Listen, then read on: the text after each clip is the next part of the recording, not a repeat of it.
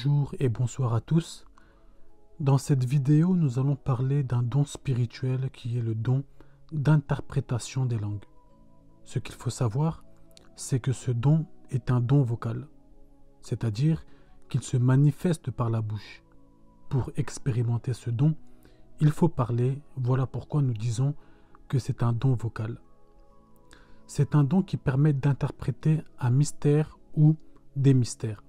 C'est le fait d'interpréter une langue inconnue. Et pourquoi il faut l'interprétation? Car c'est pour l'édification du peuple. Ce n'est pas un message personnel adressé à la personne elle-même qui donne la prophétie. Dans ce cas-là, pourquoi interpréter? Mais c'est une prophétie, un message donné au peuple de Dieu. Si c'est un message donné en langue inconnue, cela demande une interprétation. Vous comprenez déjà que le don d'interprétation des langues est en lien avec le don de diversité des langues. Mais plus loin dans le message, je donnerai plus de détails et nous allons étudier les versets. Là où il faut faire attention, c'est qu'on parle d'interprétation et non de traduction. Voici la différence entre les deux. L'interprétation, c'est donner le sens du message, mais la traduction, c'est expliquer mot à mot ce qui est dit. Voilà pourquoi vous pouvez voir une personne donner une prophétie dans une langue inconnue pendant 1 heure, mais lorsque vient l'interprétation, cela prend 5 minutes. Pourquoi? Car on n'a pas traduit, on a interprété. On n'a pas traduit le message mot à mot, mais on a donné le sens du message. Rentrons dans les versets. Voici un problème que beaucoup rencontrent. Certains sont bien assis concernant le don d'interprétation des langues, mais d'autres sont un peu embrouillés. Certains disent que tout le monde ne peut pas parler en langue dans l'Église car on n'interprète pas. Il faut faire la différence entre un message en langue, qui est une prophétie donnée par Dieu pour édifier l'Église, ainsi cela demande une interprétation. Mais il y a aussi la prière en langue que tu reçois par le baptême du Saint-Esprit qui t'est donné pour ta prière personnelle. Ainsi cela ne demande pas une interprétation car c'est personnel. Ce n'est pas pour l'édification des autres, c'est pour ta propre édification. Pour commencer, comment ça se passe avec le don d'interprétation des langues? Dans 1 Corinthiens chapitre 14, le verset 26, on nous dit « Que faire donc, frères? Lorsque vous vous assemblez, les uns ou les autres parmi vous, ont-ils un cantique, une instruction, une révélation, une langue, une interprétation? Que tout se fasse pour l'édification. » Ici, vous comprenez qu'on parle de choses faites, mais pour l'édification de l'Église. Et remarquez, on parle de la langue, puis de l'interprétation. Les deux sont liés. Là où il y a une langue qui est donnée, il faut aussi une interprétation, car nous sommes assemblés et tout le monde doit être édifié. Donc ici, il s'agit bien à la fin de ce verset du don de diversité des langues et du don d'interprétation des langues. Dans 1 Corinthiens chapitre 14, le verset 5, on nous dit « Je désire que vous parliez tous en langue, mais encore plus que vous prophétisiez. Celui qui prophétise est plus grand que celui qui parle en langue, à moins que ce dernier n'interprète pour que l'Église en reçoive de l'édification. » Déjà retenez qu'à chaque fois qu'on parle d'assemblée et de l'Église, tout ce qui se fait au milieu d'elle, on parle toujours d'édification. Ici, on nous dit que celui qui prophétise est plus grand que celui qui parle en langue. Pourquoi? Car de manière générale, lorsque nous parlons en langue, personne ne comprend. Le chrétien comme le païen, car ce sont des mystères. Ainsi, personne n'est édifié car personne ne comprend. Mais celui qui prophétise, par exemple, en français, tout le monde reçoit le message car tout le monde comprend. Mais une précision est donnée. On dit « à moins que ce dernier n'interprète ». Cela veut dire « à moins que tu interprètes le message donné en langue que nous ne comprenons pas afin que nous puissions le comprendre ». Cela veut dire quoi? S'il y a un message donné en langue mais que cela n'est pas interprété, il n'est pas utile. On parle bien du don de diversité des langues qui doit être interprété.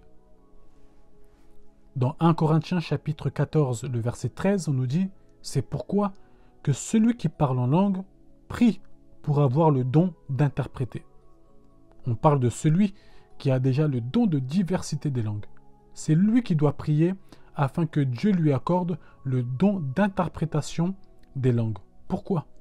Car c'est le don de diversité des langues qui doit être interprété. Et si tu n'as pas ce don-là, tu peux donner une prophétie en langue, mais tu n'as pas de quoi l'interpréter. Deux solutions sont possibles dans ce genre de cas. Soit tu possèdes aussi le don d'interprétation des langues, ainsi lorsque tu donnes le message en langue, tu l'interprètes aussi. Mais si tu n'as que le don de diversité des langues, c'est une autre personne qui possède le don d'interprétation des langues qui va venir interpréter le message que toi tu as donné en langue. Mais le mieux, c'est d'avoir les deux, comme nous dit les Écritures. Dans 1 Corinthiens chapitre 14, le verset 27, on nous dit « En est-il qui parle en langue que 2 ou 3 au plus parlent, chacun à son tour, et que quelqu'un interprète. » Voilà un point important, là où beaucoup se trompent. Ici, on nous dit que chacun doit parler en langue à son tour. Donc ce n'est pas tout le monde en même temps.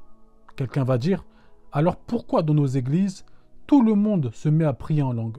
C'est du désordre. » Voilà pourquoi j'ai dit de faire la différence entre le don et la prière. Ici, on dit chacun à son tour. Pourquoi? Car il s'agit du don de diversité des langues qui doit être interprété. Donc il faut de l'ordre afin de comprendre le message. Quand vous lisez ce verset, vous voyez que les choses sont bien ordonnées. Le Saint-Esprit ne peut pas donner un message à gauche, un autre à droite, un autre au fond de la salle en même temps. Là, c'est du désordre. Voilà pourquoi, lorsqu'il s'agit du don, les choses sont ordonnées. Les gens donnent le message chacun à son tour et ensuite on interprète. La différence entre le don de diversité des langues et le parler en langue donné pour prier, c'est que lorsqu'il s'agit du don de diversité des langues, ce n'est pas toi qui décides de donner le message. Ce n'est pas toi qui décides de parler en langue. Tu es saisi par l'Esprit et là, le message est donné. Ça peut te prendre soudainement.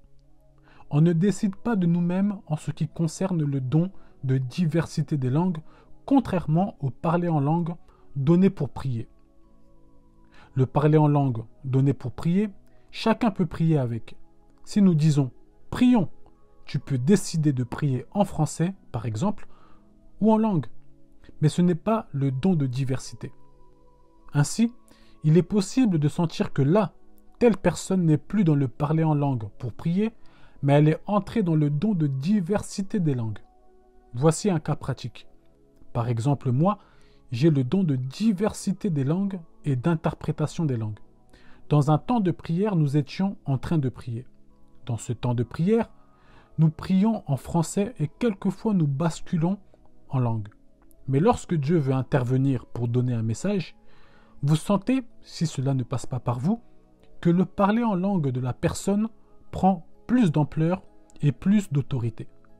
Là, vous savez qu'elle est passée au niveau du don de diversité des langues. Au début, vous allez entendre le parler en langue, et si la personne a le don d'interprétation, vous allez entendre par exemple la personne continuer le message, mais en français. Par exemple, « Moi le Seigneur, je vous ai choisi, ne lâchez pas la prière, persévérez. » Ça, c'est l'interprétation qui est donnée, mais par la même personne saisie par l'Esprit. Pourquoi, par exemple, en français? Car c'est pour l'édification de ceux qui sont là. Dans cette vidéo, je reste plus centré sur le don d'interprétation des langues. Je parle un peu du don de diversité, car ils sont liés. Mais viendra une vidéo où nous parlerons du don de diversité des langues de manière plus profonde. Nous parlerons aussi de la différence entre le parler en langue donné pour prier, mais dans une plus grande profondeur aussi. C'était le message sur le don d'interprétation des langues. Merci beaucoup.